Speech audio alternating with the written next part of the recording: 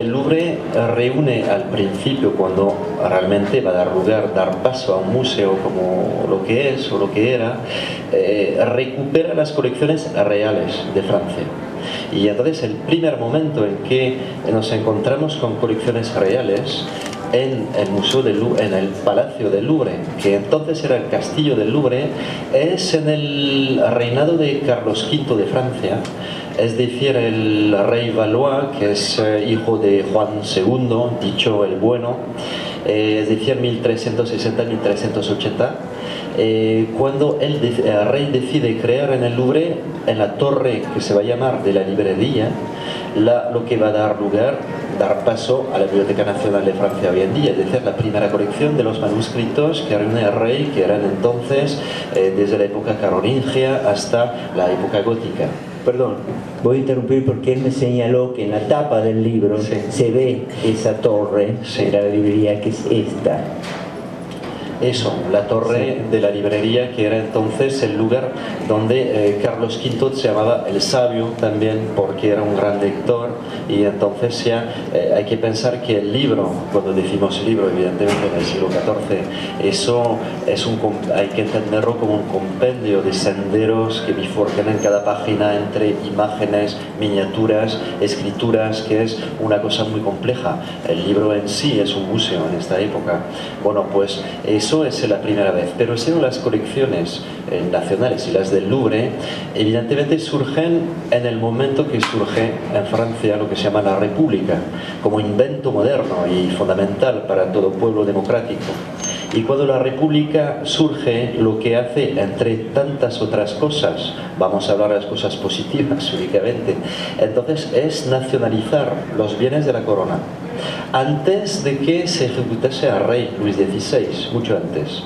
Es decir, que hay un momento transitorio, porque siempre se ve con una violencia inédita lo que es la Revolución Francesa, y de hecho lo es, sobre todo cuando ya se proclama la dicha república en el 1792, después de la insurrección parisina. Pero antes de esto se hace todo este proceso que se había iniciado mucho antes, en el siglo XVIII, sobre los años 1740, este decenio fundamental que va a surgir la enciclopedia, todo eso. Es decir, que se empieza a pensar que las colecciones reales son propiedad del rey, evidentemente, pero tendrían que poder apreciarse por todo el público. Y entonces este vínculo tan estrecho entre la posibilidad de admirar, de conocer, de educarse la vista, de gozar del arte de lo bello, entre esta posibilidad y la propiedad pública de las piezas, se va a construir digamos, con la República de modo firme, evidentemente con la nacionalización de estas piezas y del patrimonio real, que se convierte en bien público de la nación. Pero no se hubiera podido hacer sin este lento proceso histórico y filosófico, que conviene a decir que las cosas escasas como las obras de arte pues no pertenecen a nadie, sino a todos. Eso es ahí donde se va creando realmente la idea de un museo posible, antes de que el propio museo se haya hecho real.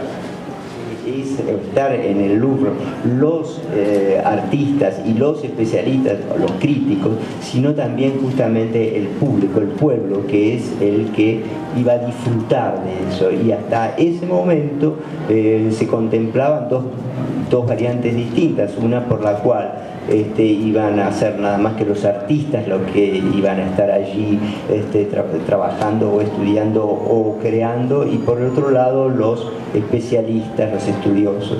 Por eso que lo que señala Pascal Torres es realmente lo que hoy en gran medida estamos viviendo. Sí, sí. Creo que también podríamos recordar, presente para más precisión, lo que es la creación propia del Museo del Louvre en la época revolucionaria y sobre todo los últimos decenios del reinado de Luis XVI, el último Borbón del antiguo régimen. Voy a nombrar los años 1750, es decir, estos decenios fundamentales donde se crea alrededor de Diderot todo lo que es la enciclopedia, y d'Alembert también todo este sueño de la razón universal que pueda llegar a ser el bien común de los intelectuales. Bueno, Hablamos del París del siglo XVIII, reinado de Luis XV, que es un momento escaso de la historia francesa, donde realmente se opera un corte radical entre lo que es la corte, precisamente, y el pueblo, más agudo que nunca. No hubo jamás la corte aislada en Versalles para caricaturarlo, y también, por otra parte, el pueblo trabajador que levanta la riqueza nacional. Bueno, problemas que podríamos ver tal vez en el siglo XX. Entonces, en este momento se va desarrollando todo este medio intelectual, y en medio de París hay una especie de verruga inmunda que es el Louvre. Digo verruga porque realmente Luis XIV, el rey Sol, como se conoce, el rey que ha construido Versalles, ha dejado París, lo abandonó. Y después de él, todos siguieron igual. A tal punto que cuando Luis XIV se escapó de París para Versalles, dejó el Palacio del Louvre sin techos, en toda la parte que eran los aposentos reales. Estos techos los va a construir Napoleón I, para que vean ustedes. Con lo cual, la infiltración de agua durante casi 100 años hace que hasta las columnas de la gran columnata de Perron, que es de Perrault, que está enfrente de Saint-Germain-l'Auxerrois en París, se estaban cayendo. Además de esto, había en toda la zona del Louvre, que hoy en día está libre, se había ido ocupando, había ocupas que habían creado aquí cabaretes, muchos prostíbulos, todo eso, con lo cual chocaba. Y un día dice, o sea, realmente es La Fontaine, un autor que no es muy conocido, pero hay que saber que él ha sido el maestro de Diderot. Saben que Diderot escribió Los Salones, es decir, esta manera libre de evocar el arte, de hacer la crítica del arte. Pues La Fontaine ha sido su maestro. Y La Fontaine realmente se ofrece una rebeldía real contra el poder de la Academia Real de Bellas Artes y de todo este arte de cortesano que también está vinculado al poder real. Y dice, es urgente realmente que se vacíen las reservas del castillo de Versalles, donde están ahí muriéndose obras maestras inconcebibles, y que dichas obras se presenten en el Louvre restaurado, vaciado de los prostíbulos y cabaretes y todo eso, toda esta magia que estaba ahí metida, y que el rey amparase efectivamente este proyecto real de museo para crear lo que es un museo. Es una idea completamente inédita, y en esto le caen encima del pobre La Fontaine precisamente uno que es un censor oficial, uno de estos vagos de la corte que están ahí llenos de privilegios y que no hacían ideas nuevas, que se llamaba l'Abbé Bougenot. Y este reacciona de un modo que va. Sin esta reacción, quiero decir que nunca hubiera habido el Museo del Louvre en este momento. Reacciona diciendo, bueno, pero ¿quién es este señor? Un intelectual que se permite juzgar a la Academia Real. Le dice que usted se ocupe de las cosas que son sus escritos, nosotros somos el poder y decidimos de lo que hacemos con las obras. Esta reacción con esta violencia ha creado realmente el inicio de toda una campaña, toda una polémica que ha sido exigir del rey hacer un museo. Tanto que el rey Luis XV accedió a la demanda, pero no tenía suficiente dinero ni deseo de renovar el Louvre. Y entonces abrió un primer museo en lo que es el Palais du Luxembourg, el Palacio de Luxemburgo, que ustedes conocen que hoy en día es el Senado de París. Y la galería fue seleccionada con 100 cuadros de las colecciones reales. Bueno, lo que pasa es que a los pocos años el segundo hermano del futuro Luis XVI, pues quería vivir en París, con lo cual fue a vivir en el Palacio de Luxemburgo y se cerró el museo para todos.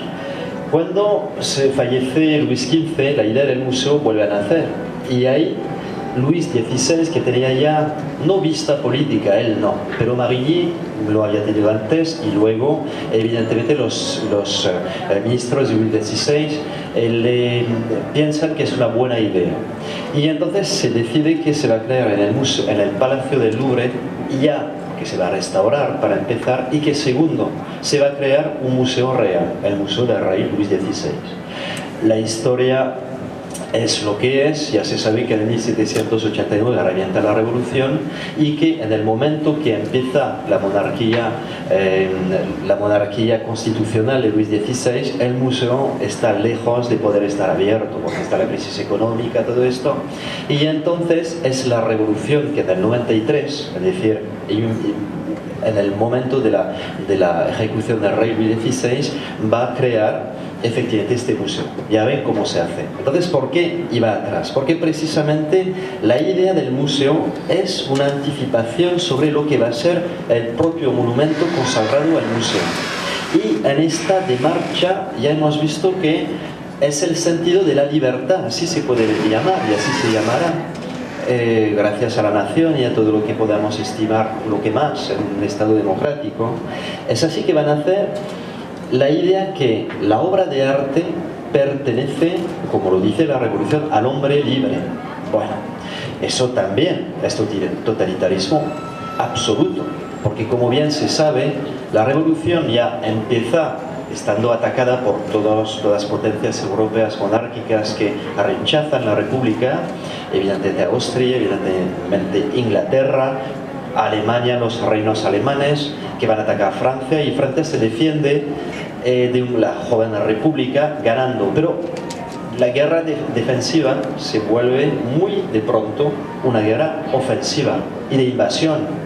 Y el axioma nuevo, que es que las obras maestras de la humanidad pertenecen al hombre libre, al ciudadano francés, finalmente, se convierte en una política de razzia, es decir, que en todos los países de Europa los franceses van a robar las obras más prestigiosas del Vaticano, de Roma, de Inglaterra, no porque nunca ha llegado, pero sí de Alemania, sí de Bélgica, la futura Bélgica, de todas partes. Y entonces ya se ve que evoco este aspecto, que luego lo comentaremos, porque de estas obras robadas no queda ninguna del Louvre, sí quedan dos, pero por razones de contrato entre naciones.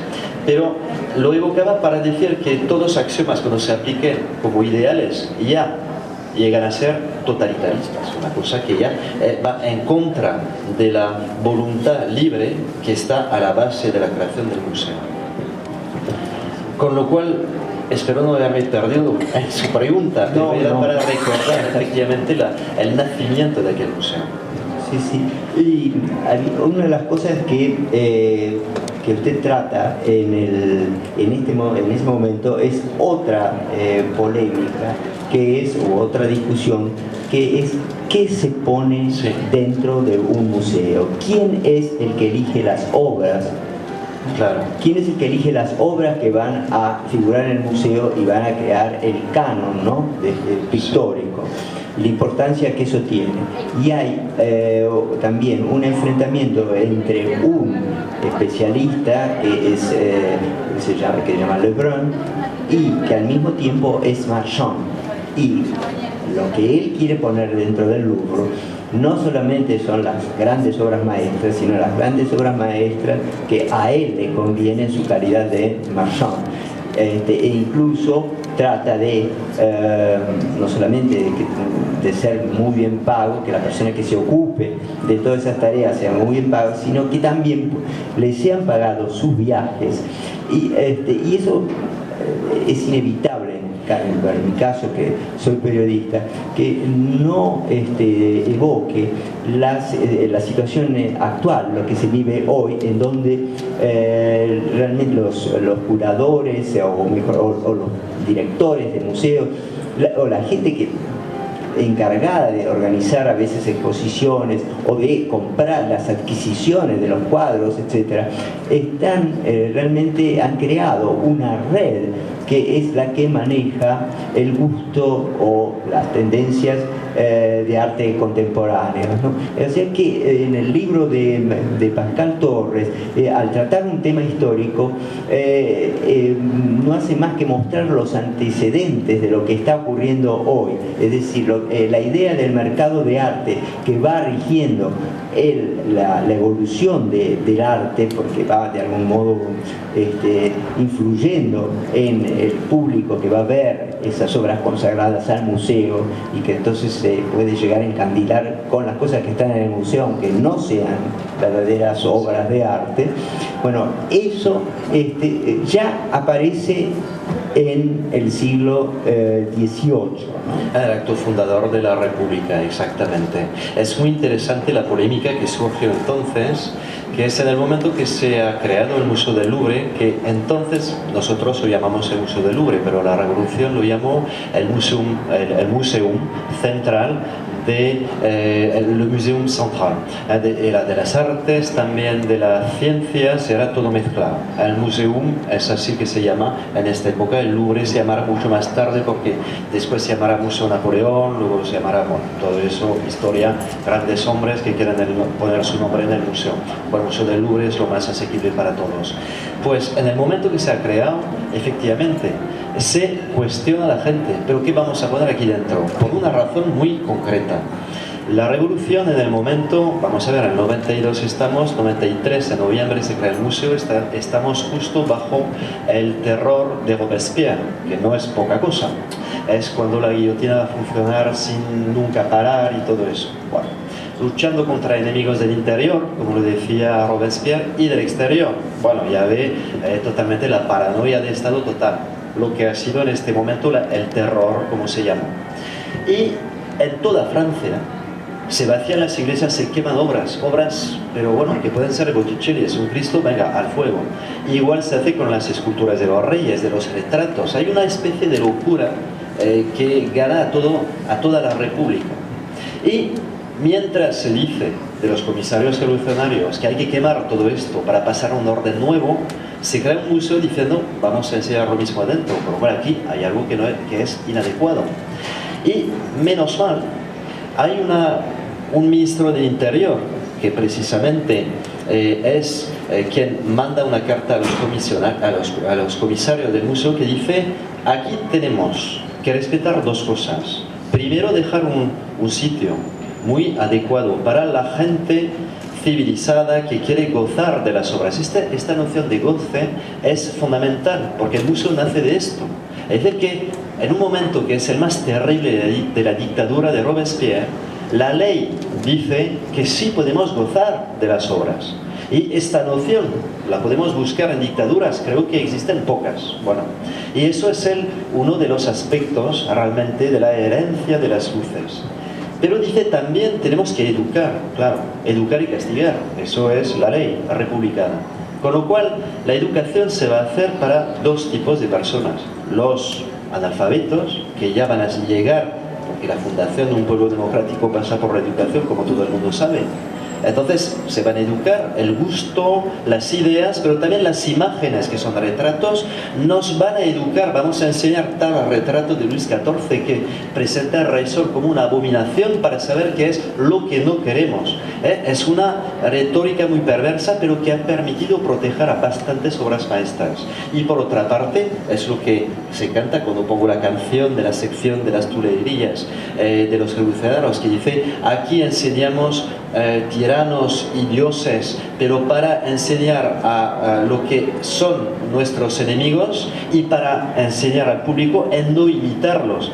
Eso es una canción popular que se cantaba allí sobre temas muy populares y todo eso. Entonces, educación, y luego educación de los artistas, porque los artistas pues tienen que crear toda la propaganda revolucionaria y no se tiene que perder lo que es la gran educación de los artistas, porque no olvidemos tampoco que desde la noche del 4 de agosto de 1789, la gran noche, que es la abolición de los privilegios en el momento de la revolución, entonces también dejó de existir, por lógica inmediata, la Academia Real, porque la Academia Real era sencillamente una agrupación de artistas protegidos por el rey que gozaban de privilegios: el de vender a tal o tal monarca, a tal institución religiosa, etc. Y ahí se practica, por consecuencia, evidentemente, la aniquilación de la academia. Con lo cual, el museo, ¿qué va a presentar? Va a presentar obras de arte, pero ¿quién las va a elegir ahora? Hemos evacuado el problema político de se pueden enseñar todo tipo de piezas. La censura no existe en el museo, porque si enseñamos al rey es para no parecerse nosotros a él, ¿entiende? Bueno, un poco raro. Pero luego surge inmediatamente que la Revolución Francesa es una revolución burguesa. Surge el problema del mercado. Y ahí, ¿quién va a decidir de las obras? Hay un tal Lebrun, que precisamente es un marchand de arte, y va a proponer finalmente irse por toda Europa, evidentemente, eligiendo las piezas para la República, de paso comprando él por 2 francos una pieza que va a vender 1 millón al Estado. Bueno, todo esto, lo que se hace hoy, siempre, ¿no? Es eso, pero no por mal, sino porque es el comercio del arte, que es así. Y entonces ya de inmediato la República dice, bueno, aquí tenemos que limitar también los excesos, evidentemente, es una democracia burguesa, pero hay que limitar los excesos del mercado. ¿Y a quién vamos a elegir más para hacer una comisión que va a regir, digamos, la selección de las obras? A pintores. Y ahí surge otro y dice, no, si nombran a pintores, un pintor va a enseñar los maestros que él mismo imita y así venderá más caro sus obras, con lo cual es realmente una aporía total. Y se rompe finalmente este inmovilismo diciendo, vamos a crear una comisión del museo en el cual el arte contemporáneo, estamos en el siglo XVIII, pues va a coexistir con el otro arte clásico, pero todos artistas tienen derecho a enseñar sus cosas, y por eso se crea la sobrevivencia del salón, es decir, el salón que se había iniciado con el reinado de Luis XIV, donde cada año, esta vez, todos artistas, ya que han dejado de ser artistas protegidos, podrán enseñar sus piezas. Y tal vez estas piezas se podrán comprar si la crítica, el público estima que es una obra maestra para el museo. Es así que entró, evidentemente, una obra maestra mayor, que es la de David, que es el Bruto de David, que está todavía en el Museo del Louvre, y luego, antes de este, había entrado, por ejemplo, en el reinado de Luis XVI, con gran escándalo, que era pre-revolucionario, lo de las Sabinas y todo eso. Así que yo me referiría a un texto fundamental, magnífico, de un autor alemán, pero lo escribe en francés, que es Walter Benjamin. Y ya saben que los escritos franceses de los años 30 escriben la obra de arte en la época de la industrialización, de la reproducción. Y si recuerdan este texto, ya verán que se acaba en un apocalipsis total, que además ha sido el apocalipsis de la Segunda Guerra Mundial. Pero ¿a dónde dice él? Claramente que el mercado, claro, en sociedad capitalista es lo que rige la cosa. Y es exactamente el problema que tenemos hoy en día. No tanto en el Louvre, porque en el Louvre, las colecciones del Louvre se limitan cronológicamente desde el origen de la civilización hasta artistas nacidos antes de 1848. Pero sí, en Beaubourg lo tienen. Sí, en los museos de arte moderno y contemporáneo. Porque ya sabemos todos que muchos artistas que están ahí presentados, se pone una obra de tal artista, para nombrar a nadie, a Jan Peymin, gran pintor, a Jenny Holzer, inmensa artista, pero la cotación de su obra sigue, se alza, y entonces es siempre un compromiso de hacer que no descubra el artista el museo, sino las galerías, para que luego tenga acceso su obra al museo. Pero claro, es el propio problema, efectivamente, que se subrayaba ya en el momento del nacimiento del Museo del Louvre, total. Sí. Más que la rapiña es que hay que extender como, vamos a decir, a Henri Bell en este caso, porque Stendhal es su seudónimo de autor, y cuando era efectivamente funcionario del Louvre, entonces tenía su nombre verdadero de Henri Bell, pero es el mismo, por supuesto. Pero todavía no se había lanzado en la escritura de la cartuja, ni tampoco de Romper el Negro. Pero es cuando vienen las tropas de los aliados contra el Imperio Napoleónico a invadir el país por segunda vez. Después de los 100 días y todo eso. Entonces, ya se sabe que todo esto, esta rapiña que ha habido, pues habrá que devolverlo todo. Y él le dice entonces a Villon de No, porque tenía la idea de su tía, sencillamente, dice, mire, esta obra maestra, que era una obra, es la Virgen de la Silla, de Rafael, que está en el Palazzo Pitti en Florencia, que es una obra fenomenal. Pues él estaba muy dañado de verla salir del Louvre. Él le dice, bueno, ¿por qué no la manden a una casa privada? Que así los aliados se enterarán. Y ahí le contesta Denon, que Denon había sido un personaje muy interesante. Hoy en día diremos corrupto, pero no era corrupto, era hombre del emperador, eso es lo que pasaba.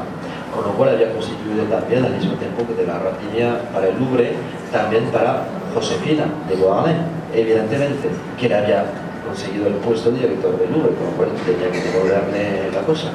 Bueno, todas esas cositas que pasan en la humanidad y que no son muy brillantes a veces. Pero bueno, entonces le dice, mire, mandar esta Virgen de la Silla ahí, a una casa, y Denon le contesta, mire, la aprecio muchísimo, pero ahí no estoy de acuerdo. Pero hay que imaginar así esta gente. De lo que me gustó de Stendhal también cuando entró ahí, ¿por qué? Porque su tío, que era el Comte d'Aru, entonces era, claro, el hombre encargado de la casa real, de la casa imperial, de la contabilidad de la casa imperial, con lo cual había colocado al sobrino. Así son asuntos de familia. Sí. Yo sé que había nepotismo también. Había eso, no sé. Pero bueno, Stendhal le dice Vivant Denon, porque Vivant Denon había tenido una carrera frustrada de autor. Era un gran grabador, gran artista grabador, pero había escrito un cuento erótico que, bueno, tuvo éxito, pero bajo seudónimo. Y había escrito una pieza de teatro que fue un fracaso, y luego dijo, eso es una diarrea, es que es horrible, lo había dicho públicamente, con 40 muy ofendido. Y cuando llega a Stendhal, Denon me dice, quiero que me escriba el catálogo de las obras del Louvre, el inventario, pero de un modo literario.